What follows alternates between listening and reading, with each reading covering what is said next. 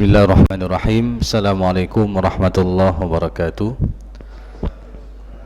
Alhamdulillah alladzi bi ni'matihi tatimmus shalihat wa bi fadlihi tatanazzalul barakatu wal khairat wa bi taufiqihi tatahaqqaqul maqasid wal ghayat. Asyhadu an la ilaha illallah wa asyhadu anna Muhammadar Rasulullah. Allahumma salli wa sallim ala Sayyidina Muhammad wa ala alihi wa sahbihi ajma'in, amma ba'du.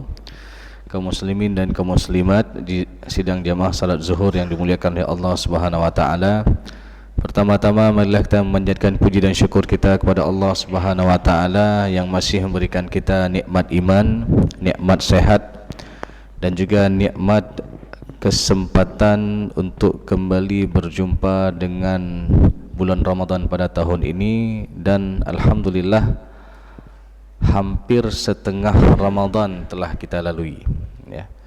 Jadi hari ini adalah hari yang ke-14 dan juga kita memohon doa kepada Allah Subhanahu wa taala, mudah-mudahan amal ibadah puasa Ramadan yang kita lakukan 13 hari yang sebelumnya menjadi amalan yang makbul, diterima di sisi Allah Subhanahu wa taala. Amin.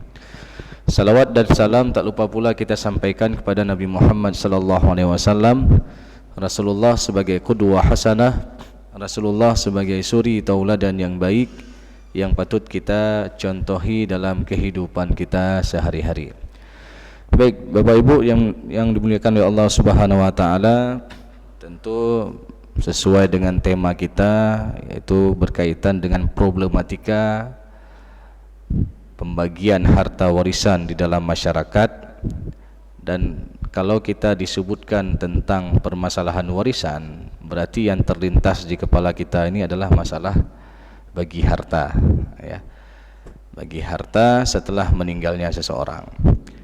Dan kalau kita lihat juga di dalam ayat Al-Quran, bahwasanya masalah fiqh al-mawaris ini ataupun masalah pembagian harta warisan ini termasuk hukum yang paling detail yang Allah jelaskan di dalam ayat Al-Quran ya. Berbeda halnya dengan permasalahan yang lain. Contoh misalkan ketika Allah menyebutkan pensyariatan puasa ataupun pensyariatan daripada zakat, salat, itu Allah hanya menjelaskan secara umum saja. Wa aqimus salah wa atuz zakah. Tapi kaifiat bagaimana salatnya, kaifiat bagaimana mengeluarkan zakatnya, itu semua dijelaskan dalam hadis Rasulullah SAW. Tapi ketika kita melihat berkaitan dengan hukum warisan, itu Allah Subhanahu wa taala menjelaskan secara mendetail sekali. Dalam surat An-Nisa ayat ke-7, Allah membincangkan secara umum, secara global, bagi laki-laki ada bagian, bagi perempuan juga ada bagian ya. Mimma qalla minhu aw kathur, sedikit atau banyak, nasiban mafruḍa, bagian yang telah Allah tentukan ya. Makanya jemaah yang muliakan oleh Allah Subhanahu wa taala, itu secara global tadi, bahwasanya laki-laki ada bagian, bagi perempuan juga ada bagian. Dan tentu hal ini membantah apa-apa yang berlaku masa jahiliyah dahulu. Jadi An-Nisa ayat ke-7 ini membantah kebiasaan yang terjadi pada masa jahiliyah dahulu, yang mana mereka hanya memberikan hak warisan itu hanya kepada laki-laki yang dewasa yang ikut berperang ya. Bagi anak-anak ya, anak kecil enggak dapat, perempuan apalagi enggak dapat. Dah, ketika kita lihat asbabun nuzulnya An-Nisa ayat ke-7 tersebut, ketika salah seorang sahabat Rasulullah SAW yang bernama Sa'ad ibn Rabi', ketika itu syahid dalam perang Uhud ya. Ketika beliau syahid dalam perang Uhud, datang istri Sa'ad ibn Rabi' membawa 2 orang anak perempuannya mengadu kepada Rasulullah SAW dengan mengatakan, ya Rasulullah, hatani ibnata Sa'ad ibn Rabi', ya Rasulullah, 2 orang anak perempuan ini adalah anak daripada Sa'ad ibn Rabi', yang mana Sa'ad ibn Rabi' telah syahid dalam perang Uhud. Wa anna ammahuma akhadha malahuma falam yada' lahuma mala, sedangkan paman daripada kedua anak perempuan ini mengambil semua harta Sa'ad ibn Rabi' tanpa ditinggalkan sedikit pun kepada istri dan anak-anaknya. Ketika mendengar curhatan istri Sa'd bin Rabi' demikian, Rasulullah SAW hanya mengatakan, yaqdillahu fi dzalik, Allah akan memutuskan perkara kalian. Sehingga turun An-Nisa ayat ke-7 tadi, bahwasanya Allah mengatakan bagi laki-laki ada bagian, bagi perempuan juga ada bagian, ya. Kemudian secara detailnya di dalam surat An-Nisa ayat ke-11, ayat ke-12 dan ayat 176, ya, berkaitan dengan bagian masing-masing ahli waris, ya. Ada ahli waris yang dapat bagian setengah, ada yang dapat bagian 1/3, ada yang dapat bagian 1/4, ada yang dapat bagian 1/6, ada yang dapat bagian 1/8, dan ada yang dapat bagian 2/3. Jadi 6 bagian ini yang Allah sebutkan di dalam Al-Quran, dan semua ahli waris ataupun semua bagian-bagian ini ada pemiliknya sesuai dengan ketentuan yang berlaku, ya. Contoh misalkan, siapa yang berhak dapat bagian setengah? Misalkan suami dapat bagian setengah daripada harta almarhumah istrinya. Kapan? Ketika almarhumah istrinya ini tidak ada keturunan. Ini dalam surat An-Nisa ayat ke-12, walakum nisfu ma taraka azwajukum illam yakul lahunna walad. Siapa lagi yang dapat bagian setengah? Contoh yang lainnya, seorang anak perempuan semata wayang, tidak ada anak laki-laki dan dia hanya anak satu-satunya perempuan. Maka anak yang perempuan ini, yang semata wayang ini juga dia dapat bagian setengah, ya. Wa in kanat wahidatan falahan nisfu, ya, dalam surat An-Nisa ayat ke-11. Kemudian siapa lagi yang dapat bagian setengah? Ya, yang dapat bagian setengah ada saudari kandung, ya. Maknanya adik daripada almarhum yang perempuan 1 orang, ya. Syaratnya apa? Ketika almarhum yang meninggal ini tidak ada keturunan dan tidak ada lagi orang tua, tapi dia punya 1 orang saudari kandung saja, maka untuk saudari kandung ini dia dapat bagian setengah. Dan ini dijelaskan di dalam surat An-Nisa ayat 176 tentang permasalahan kalalah. Yastaftunak qulillahu yuftikum fil kalalah in imru'un halaka laysa lahu waladun walahu ukhtun falaha nisfu ma tarak. Jadi bagian yang sangat detail sekali Allah jelaskan di dalam Al-Quran. Kemudian jemaah yang muliakan oleh Allah Subhanahu wa taala, berkaitan dengan keutamaan ilmu faraid ini, Rasulullah SAW juga menyuruh kita untuk mempelajarinya. Di dalam hadis yang diriwayatkan oleh Abu Hurairah, Rasulullah SAW mengatakan, ta'allamul fara'idha wa'allimuhun nas. Pelajarilah ilmu faraid dan ajarkanlah kepada yang lain. Fa innahu nisful ilm, sesungguhnya dia adalah setengah daripada ilmu. Kenapa dikatakan ilmu faraid ini adalah setengah daripada ilmu? Karena ilmu ini berkaitan antara orang yang meninggal dengan orang yang hidup. Kemudian ilmu ini tidak hanya kita berbicara dalam konteks fikihnya saja, tapi di sana ada ilmu hisabnya, ada ilmu perhitungannya, ilmu akuntansinya, ilmu sosial juga ada di situ. Wa huwa yunsa, bahkan Rasulullah mengatakan ilmu ini termasuk ilmu yang dilupakan, ya. Sehingga tidak banyak daripada para dai, ya, pendakwah yang mengangkat isu tentang permasalahan faraid ini, ya, di masjid-masjid, ya. Karena kalau kita lihat kasus yang terjadi di masyarakat, kasus sengketa masalah warisan ini juga termasuk kasus kedua terbanyak setelah kasus perceraian di mahkamah, ya, dengan segala bentuk problematikanya. Apakah di sana masalah hibah, masalah penguasaan harta warisan oleh ahli waris tertentu dan lain sebagainya. Jadi maka ini termasuk ilmu yang dilupakan, kata Rasulullah SAW.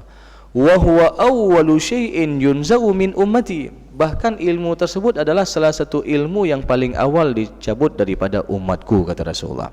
Maka ketika sebuah ilmu itu akan dicabut, apa yang terjadi? Wa tadhharul fitan, akan banyak timbul fitnah-fitnah, ya. Jadi, sehingga kita melihat, ya, fitnah harta ada di antara abang beradik, tidak lagi silaturahim, tidak lagi saling sapa karena ribut masalah harta warisan. Bukan hanya sampai di situ, bahkan ditanamkan kebencian lagi kepada anak-anaknya, ya. Nyobek jak rumah apa hanapah, ya. Sampai seperti itu. Bahkan di berita acara di mahkamah itu sampai-sampai ada yang kita lihat macam-macam kejadiannya, berita acaranya. Ada yang sampai pukul-pukul antara abang beradik, dan na'udzubillah ada yang sampai bunuh membunuh, ya. Maka oleh karena itu jemaah yang muliakan oleh Allah Subhanahu wa taala, tentu penting kita menyadari tentang berkaitan dengan permasalahan kewarisan, ya, dalam ya paling tidak dalam kehidupan kita sehari-hari, dalam masyarakat kita sehari-hari kita melihat bahwasanya banyak terjadi permasalahan yang berkaitan dengan harta warisan itu sendiri. Dan kemudian jemaah yang muliakan oleh Allah Subhanahu wa taala, tentu ada hal-hal yang penting yang perlu kita perhatikan yang berkaitan dengan kewarisan itu sendiri. Yang pertama dari segi fikihnya, kita harus mengetahui rukunnya dulu. Rukun kewarisan itu ada 3. Yang pertama, adanya si pewaris, adanya ahli waris, dan ada harta yang ditinggalkan, ya. Maka kalau tidak cukup salah satu daripada 3 rukun tersebut, maka tidak berlaku masalah warisan. Contoh, ketika seorang meninggal dunia, dia enggak meninggalkan harta, berarti apa yang mau dibagi, ya, berarti tidak berlaku masalah warisan. Ataupun ada orang meninggal, dia ada harta tapi enggak ada ahli waris sama sekali, ya. Ketika dicek sana sini enggak ada yang hidup satu orang pun dari para ahli warisnya, maka tentu harta ini akan langsung dimanfaatkan oleh Baitul Mal ataupun dikelola oleh Baitul Mal dan untuk dimanfaatkan untuk kemaslahatan umat, ya. Saya enggak tahu apakah ada yang sampai ke Baitul Mal sini, Pak, ya. Dari segi harta warisan yang tidak ada ahli warisnya, ya, apakah ada sampai ke mahkamah ke Baitul Mal atau tidak? Karena Baitul Mal dia termasuk tingkatan yang terakhir ketika tidak ada sama sekali daripada para ahli waris, ya. Jadi ketika tidak ada sama sekali ahli waris, maka harta itu akan dikelola oleh Baitul Mal untuk kemaslahatan umat, ya. Baik, kemudian ada syarat-syarat juga harus kita ketahui. Yang pertama, meninggalnya si pewaris. Maka kalau hari ini kadang-kadang kita dengar dalam masyarakat, ya, ada sebuah percakapan, misalkan ada orang yang mengatakan lun kalun bagi harta warisan ke anak-anak lun, ya. Saya sudah bagi harta warisan saya kepada anak-anak saya. Maka ini adalah pernyataan yang salah, ya.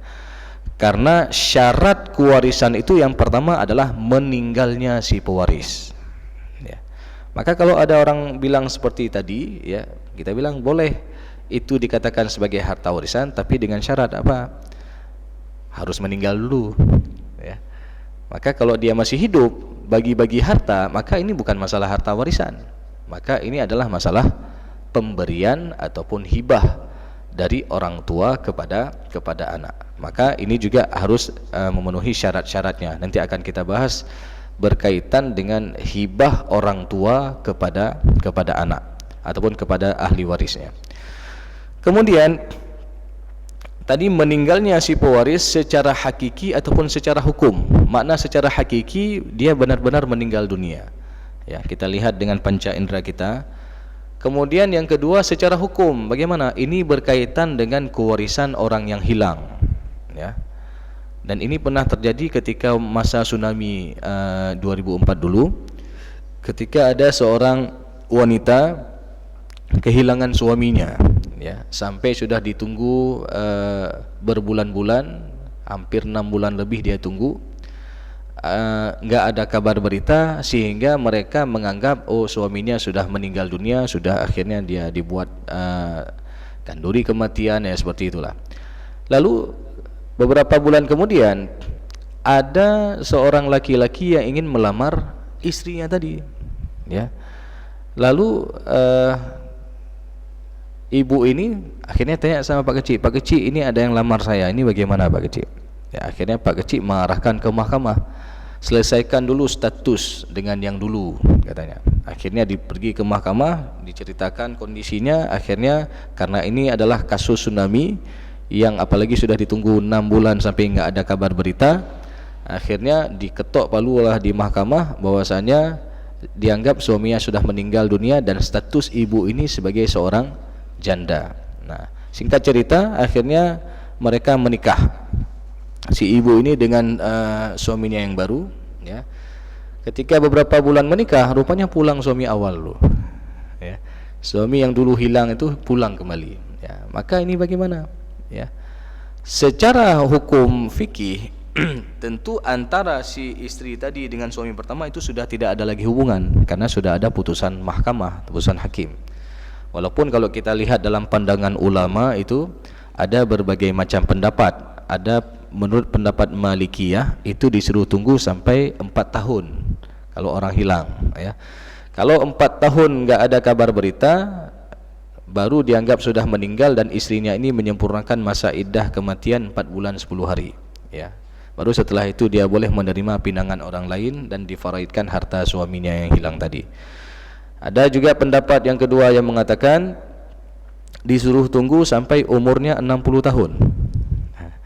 Jadi kalau hilang umur 40 tahun berarti harus tunggu 20 tahun lagi, ya. Ini pendapat yang ekstrim sedikit. Tapi nanti pendapat yang dipilihnya adalah pendapat daripada Imam Asy-Syafi'i, tergantung keputusan daripada qadhi ataupun hakim, ya. Maka ini juga menjadi bahan rujukan. Maka apa yang dilakukan oleh ibu tadi dia sudah benar, ya. Oke, berkenaan dengan harta warisan suaminya tadi yang sudah dibagi-bagi sebelum dia balik, ya.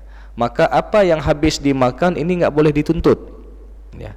Tapi apa yang masih tinggal daripada hartanya itu harus dikembalikan kepada si suami yang pertama tadi yang hilang sebelumnya, ya. Jadi ini harus dikembalikan. Jadi ini berkaitan dengan kewarisan orang yang hilang. Baik, syarat yang kedua nanti adalah hidupnya ahli waris. Jadi ahli waris itu harus hidup. Dan sekali lagi penentuan warisan itu bukan ketika mau bagi-bagi harta warisan, tapi penentuan warisan itu adalah ketika meninggalnya si mayit, ya. Kita sering mendengar kadang-kadang ada contoh misalkan seorang orang tua meninggal tahun 2010. Nah, ketika meninggal 2010, katakanlah dia punya 3 orang anak, semua laki-laki misalkan. Harta belum dibagi. Lalu tahun 2015 meninggal anak pertama, ya.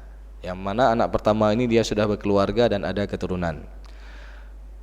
Nah, dibagi harta warisan orang tuanya yang meninggal tahun 2010 tadi baru dibagi tahun 2018, ya.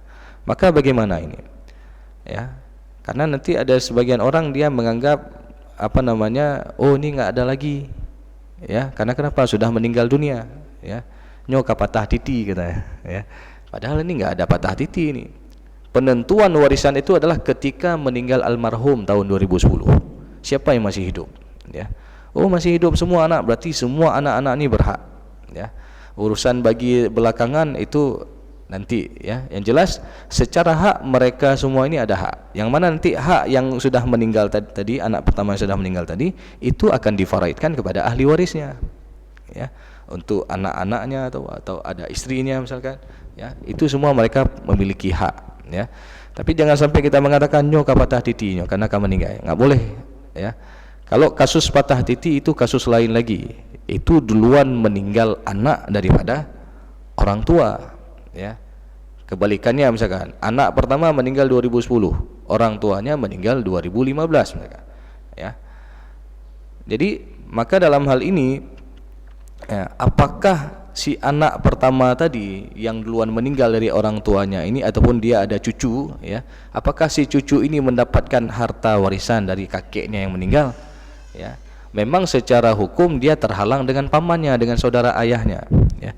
Tapi di dalam An-Nisa ayat ke-8 itu Allah Subhanahu wa taala menyebutkan wa idza hadaral qismata ulul qurba wal yatama wal masakin farzuquhum min wa qulu lahum qawlan ma'rufa. Dan ketika pembagian harta warisan itu ada kerabat, ada fakir miskin, ada anak yatim dari pihak keluarga, farzuquhum min, disuruh kasih juga kita, ya. Jadi enggak boleh kita katakan hai dua kepada titi ya Allah gede anjir, ya. Bahkan nyana istilah alam adatnya nah hak rahung loh, ya. juk hak rahang, walaupun ketika pembagian warisan itu ada orang hadir juga, kata kasih juga dia, ya. Ini apalagi yang masih ada hubungan kekerabatan, ya. Jadi ini juga kita berikan, walaupun nanti dari segi hukum Islam kalau di Timur Tengah itu ada namanya wasiat wajibah, wasiat yang wajib diberikan kepada cucu yang sudah duluan meninggal orang tuanya, ya. Ataupun nanti kalau di negara kita ada namanya istilahnya ahli waris pengganti, ya. Jadi si cucu ini menggantikan posisi orang tuanya yang sudah duluan meninggal. Intinya ya, aturan-aturan ini sebenarnya ingin menjalankan amanat daripada Allah Subhanahu wa taala dalam surah An-Nisa ayat ke-8 tadi. Intinya suruh kasih juga. Jangan kita enggak kasih. Bahkan tidak hanya itu, wa qulu lahum qaulan ma'rufa, dan hendaklah kita berkata kepada mereka dengan perkataan yang baik. Jadi enggak boleh kita katakan sebagai seperti contoh tadi, hai do kepada titi, anak merempak li. Kadang-kadang ini mencuri hati anak yatim, ya. Jadi ini kita berkata dengan perkataan yang baik. Baik, kemudian hal yang perlu juga kita ketahui berkaitan dengan fikih dasar daripada fikih warisan ini, yang pertama tadi rukun, yang kedua syarat, yang ketiga sebab.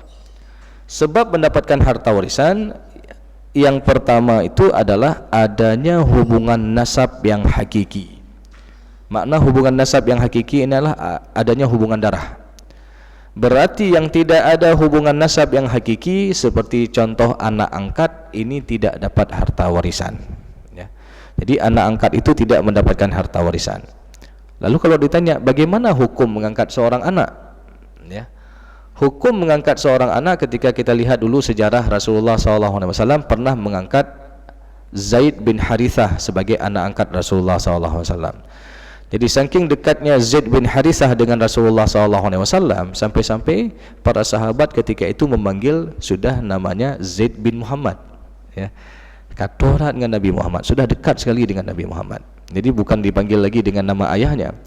Sehingga ketika panggilan ini terjadi, ya, datang teguran daripada Allah, di mana Allah berfirman dalam surat Al-Ahzab ayat kedua dan ayat yang ketiga, ud'uuhum liabaihim, panggillah anak-anak angkatmu itu dengan nama ayah-ayah mereka. Huwa aqsatu indallah, dan itu lebih adil di sisi Allah Subhanahu wa taala. Fa in lam ta'lamu aba'ahum fa ikhwanukum fid din wa mawalikum. Maka jikalau kalian tidak mengetahui siapa orang tua mereka.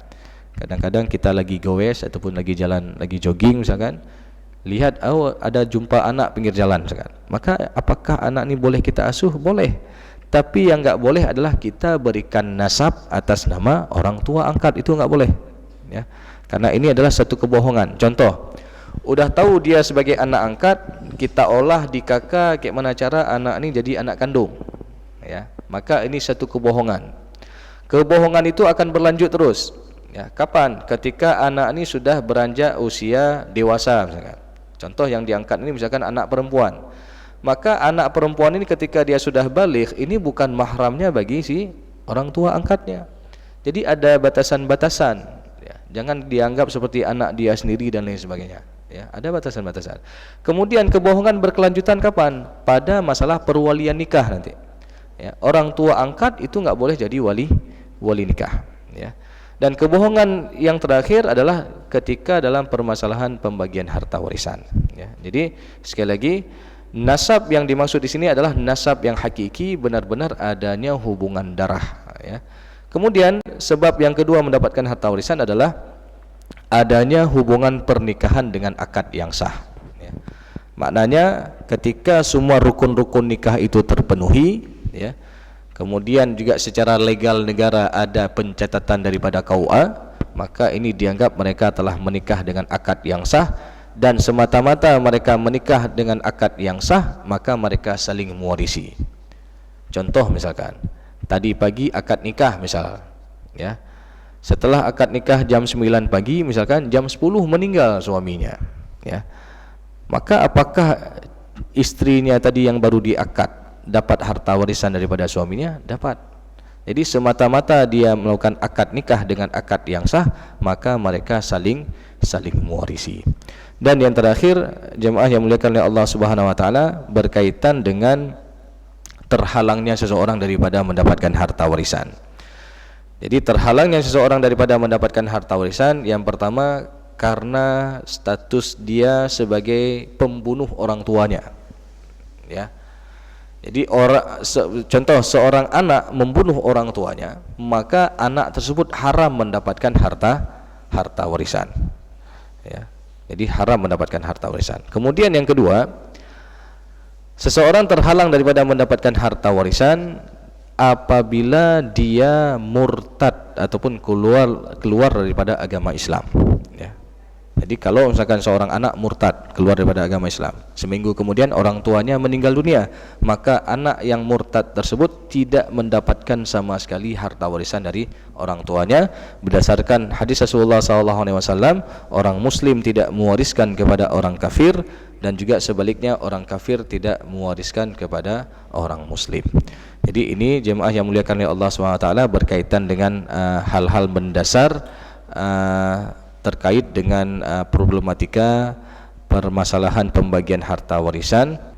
Kapan sebaiknya pembagian harta warisan itu dilaksanakan, ya.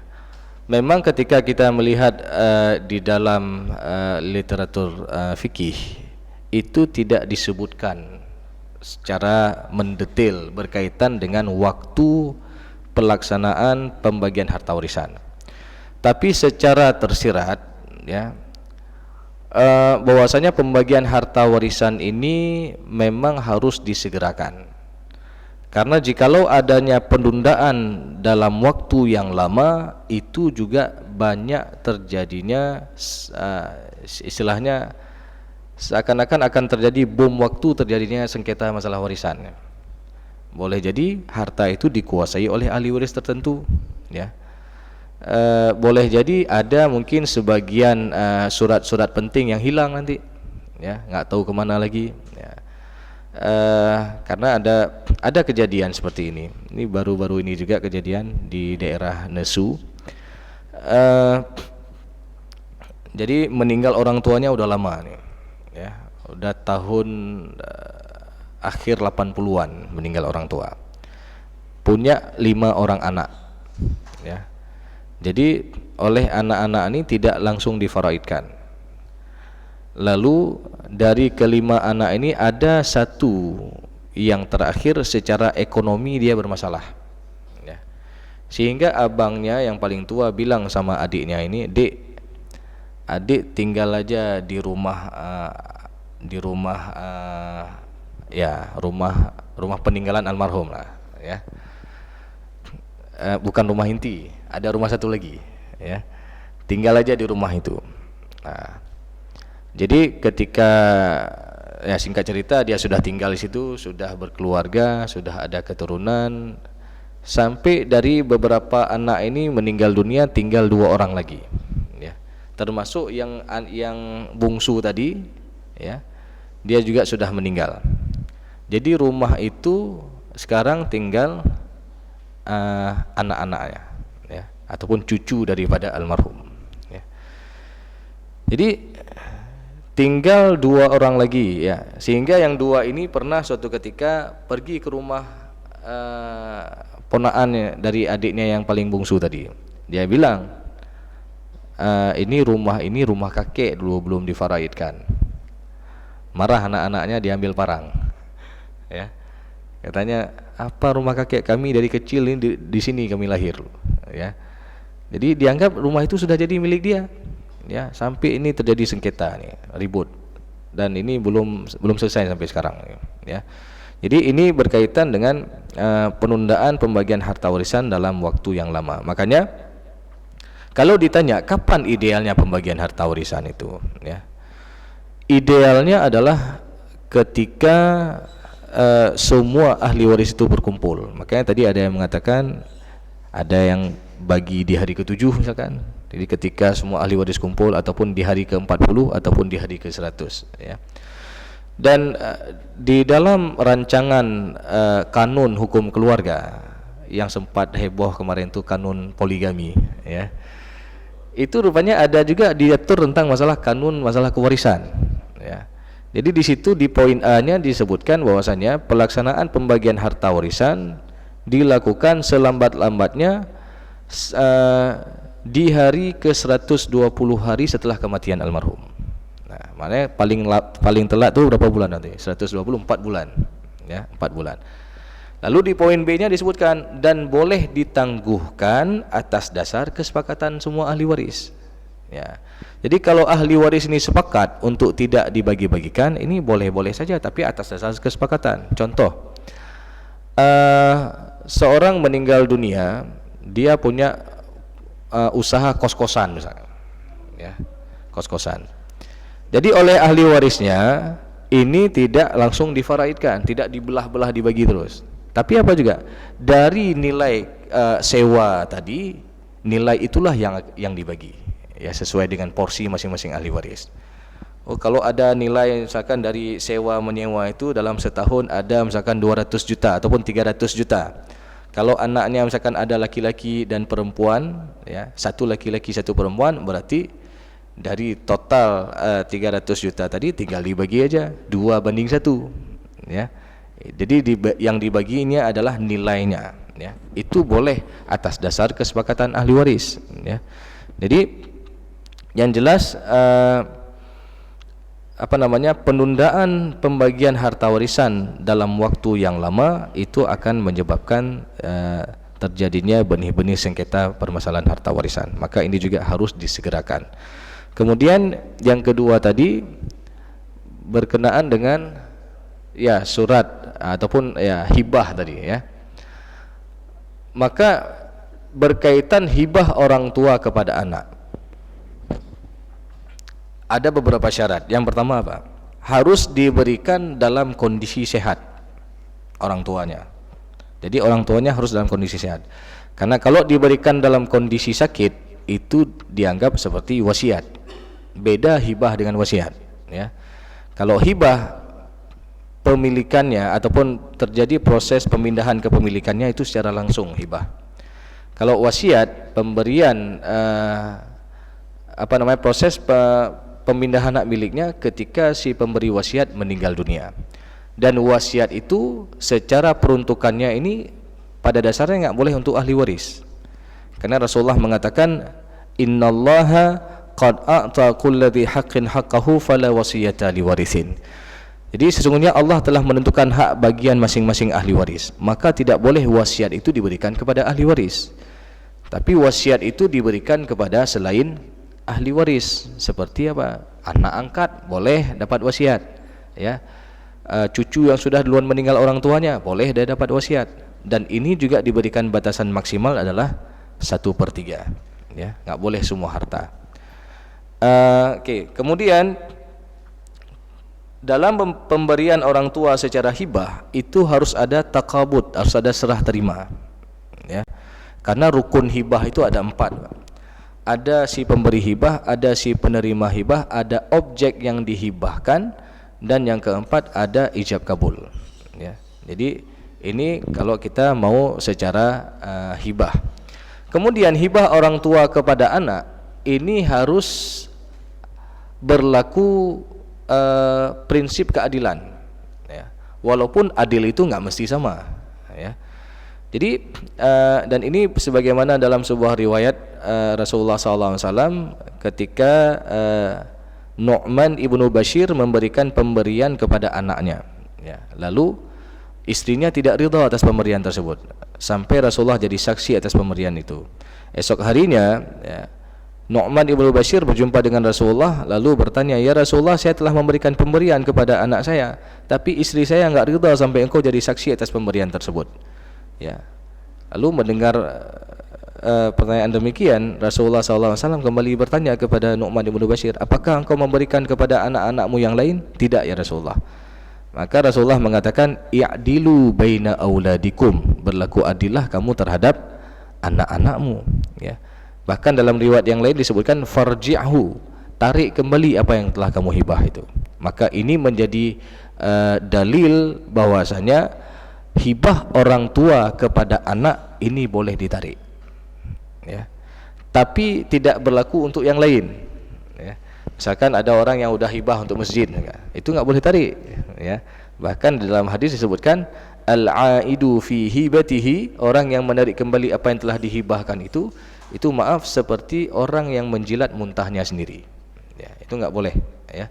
Jadi masa udah diwakaf untuk masjid ataupun udah dihibah untuk masjid lalu ditarik kembali, itu nggak boleh, ya. Jadi syarat yang selanjutnya, ya, tadi yang pertama harus dalam keadaan sehat, kemudian yang kedua harus ada serah terima, yang ketiga harus ada berlaku adil, yang keempat jangan ada niat ketika menghibahkan untuk ahli warisnya untuk mengharamkan ahli waris yang lain daripada mendapatkan haknya. Contoh seperti ini.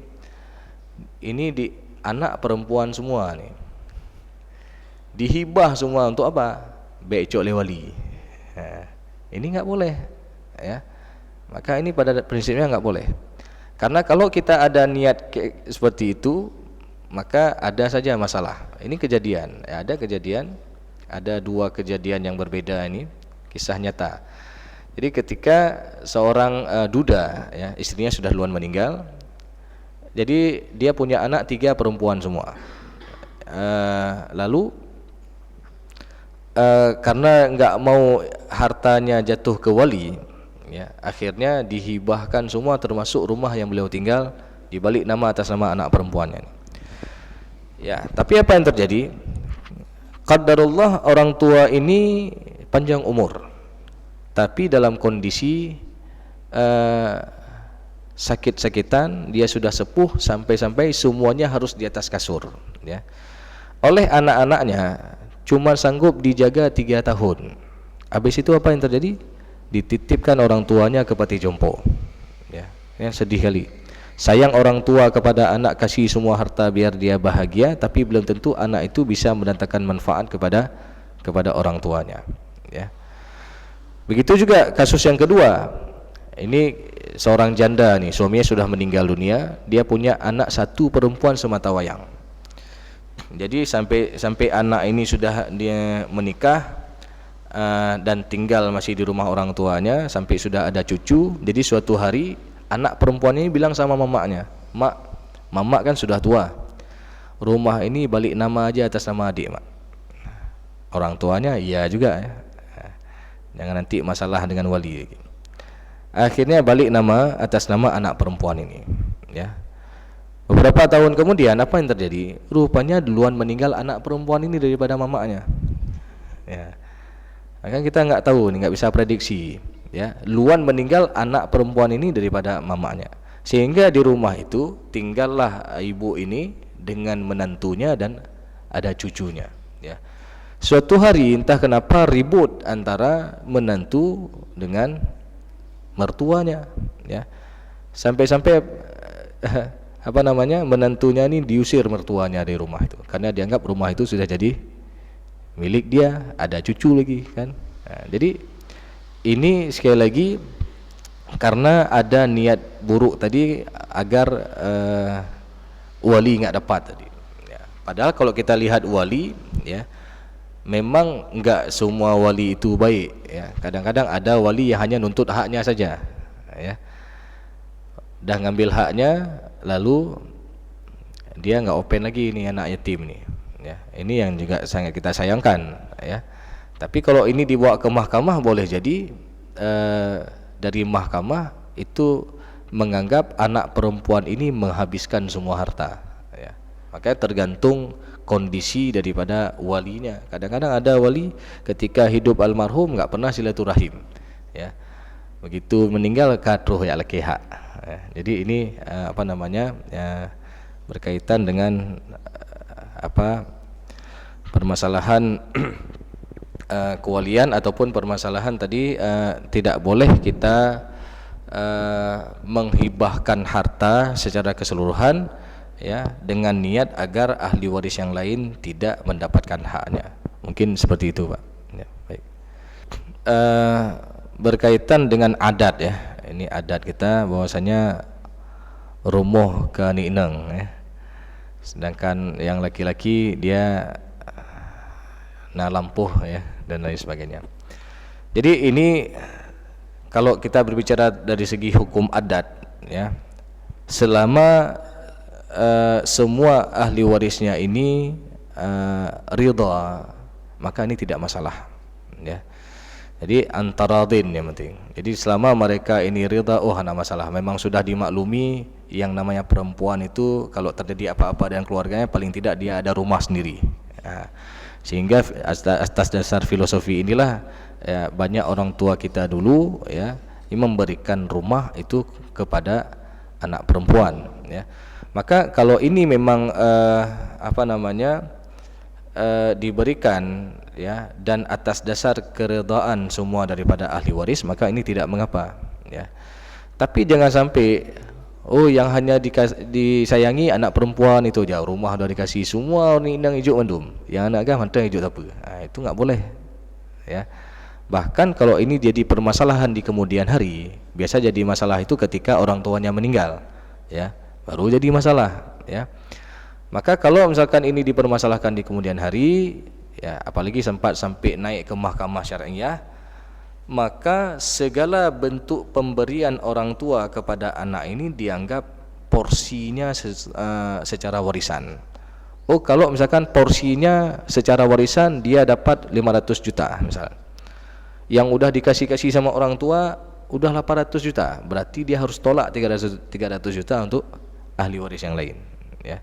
Maka kalau sudah terjadi permasalahan di kemudian hari, segala bentuk pemberian itu dianggap nilai warisannya. Jadi seperti itu. Tentu memang problematika masalah warisan ini sebenarnya banyak sekali ya. Termasuk kewarisan anak zina ya, kewarisan banci itu bagaimana ya. Kemudian kewarisan janin yang masih ada dalam kandungan orang tuanya ya. Ini juga ada permasalahan-permasalahan khusus, misalkan ketika seorang suami meninggalkan istri yang sedang mengandung 6 bulan misalkan. Nah, apakah janin ini juga mendapatkan harta warisan? Tentu dia mendapatkannya ya. Nanti ada perkiraan-perkiraannya. Jadi banyak sekali memang permasalahan-permasalahan khusus yang terjadi yang berkaitan dengan pembagian harta warisan di dalam masyarakat kita. Belum lagi ya kalau di Aceh ini ada kasus patah titi, kemudian kasus permasalahan wasiat ya. Kadang-kadang wasiat itu juga tidak sesuai dengan syariat. Contoh seperti ini, kalau orang tua mengatakan nanti kalau saya meninggal, rumah inti ini, rumah induk ini jangan pernah kalian jual. Nah, ini pada prinsipnya ini wasiat ini bertentangan dengan syariat ya. Karena ketika seseorang meninggal dunia, hartanya ini akan beralih dari pewaris kepada ahli waris. Kadang-kadang kita sempat heran juga, ada orang yang mampu ataupun dia mau mempertahankan wasiat orang tuanya sampai dia harus berutang kepada orang lain ya. Dia berutang kepada orang lain untuk kehidupannya sehari-hari. Padahal di sana ada rumah almarhum orang tuanya yang belum difaraidkan misalkan ya. Maka jangan sampai seperti itu ya. Kadang-kadang ada juga wasiat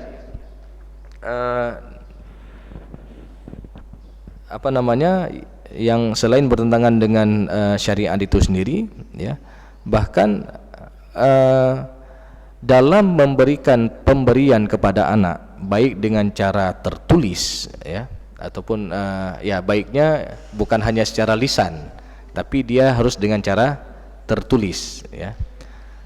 Maka ini harus ada persetujuan daripada semua ahli waris ya. Kadang-kadang ada orang yang telah membagikan sebagaimana Bapak tanyakan tadi, ini untuk anak pertama item ABC, untuk anak kedua ABC, untuk anak ketiga ABC. Semua sepakat ini ya, sepakat. Tanda tangan hitam atas putih semua. Dan dibuat satu catatan bahwasanya selama orang tuanya ini masih hidup ya, maka ini adalah milik orang tuanya ya. Apakah boleh buat seperti itu? Boleh ya. Jadi yang penting semua transparan, semua diketahui oleh ahli waris, dan jangan lupa buat hitam atas putih. Begitu juga kalau ada pembagian secara musyawarah, secara kekeluargaan, itu tetap dibuat hitam atas putih berita acaranya. Karena orang bisa berubah dengan berubah kondisi, berubah waktu, berubah keadaan ya. Contoh yang hari ini, orang yang tanahnya dekat jalan tol ya, itu kan harga drastis naik Ya, ini secara apa namanya hubungan kekerabatan juga ya. Ini juga banyak masalah sekarang di sana ya. Yang dulunya harga tanah di sana tidak ada harga ataupun rendah sekali, tapi karena sudah dekat jalan tol, akses jalan tol sudah naik berlipat-lipat. Jadi makanya sebagaimana kita sebutkan tadi, berubahnya kondisi, berubahnya keadaan, berubahnya waktu itu bisa membuat berubah apa namanya berubah kondisi seseorang ya. Yang dulunya dia oh nggak apa-apa bagi rata sajalah, saya sudah tahu, misalkan abangnya bilang saya sudah tahu bagian saya 2:1 dengan adik yang perempuan, tapi nggak apa-apa lah kita bagi rata sajalah. Nah, hanya secara lisan. Begitu abangnya kondisi ekonominya sudah goyang, udah tuntut balik gitu ya. Maka tetap harus dibuat hitam atas putih ya, baik pemberian ataupun pembagian harta warisan secara kekeluargaan. Karena pada prinsipnya jemaah yang muliakan oleh Allah Subhanahu wa taala, harta warisan ini adalah nikmat ini, Pak. Karena kenapa? Harta yang kita dapat tanpa kita harus capek-capek kerja. Harta yang kita dapat tanpa kita harus mengeluarkan keringat. Jangan sampai harta ini berubah menjadi musibah dan malapetaka di antara para ahli waris ya. Bahkan ini adalah hasil jerih payah orang tua kita dulu yang sudah kerja ya, pontang-panting kerja ya demi anak-anaknya sejahtera. Tapi kadang-kadang juga kita melihat terkadang ketika mereka tidak menyadari itu nikmat, maka itu akan berubah menjadi musibah. Ada yang sampai saling tuntut, ada yang anak tuntut mamaknya lagi ya, sampai ke mahkamah. Nauzubillah min zalik. Maka oleh karena itu jemaah yang muliakan oleh Allah Subhanahu wa taala, mudah-mudahan apa yang telah kita sampaikan pada kajian siang yang berbahagia ini berkaitan dengan fiqh al-mawaris tentu bisa menjadi ilmu yang bermanfaat dan setidaknya membuka wawasan kita bahwasanya Islam mengatur hal sejak kita lahir sampai kita meninggal dunia. Bahkan pasca meninggal juga Allah telah mengatur bagian hak masing-masing ahli waris. Maka oleh karena itu ketika kita melaksanakan sesuai dengan hukum Allah, maka di sana ada nilai ta'abbudi, nilai ketundukan kita kepada Allah Subhanahu wa taala, yang pada akhirnya insyaallah harta yang kita dapatkan itu menjadi harta yang berkah dan bisa kita pertanggungjawabkan di sisi Allah Subhanahu wa taala di hari akhir nanti. Mungkin ini saja yang dapat saya sampaikan, lebih dan kurang saya mohon maaf. Aqulu qauli hadza wa astaghfirullah li wa lakum wa lisa'iril mu'minin. Wassalamualaikum warahmatullahi wabarakatuh.